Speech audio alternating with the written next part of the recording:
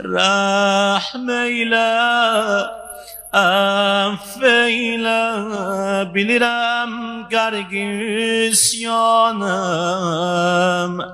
şərmimdən giryanım, əməlimdən peşimanım. İlahi, əgər məndən üz döndərsən, əlacım olmaz, pənahım olmaz.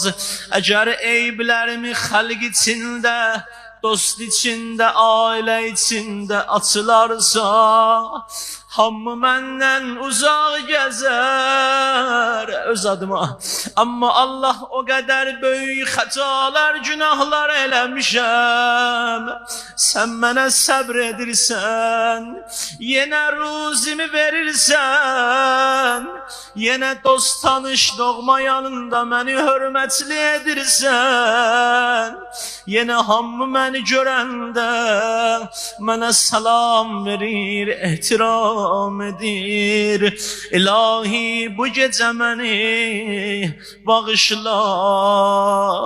İlahi, bu gecə xəstələrimizə şifa ver.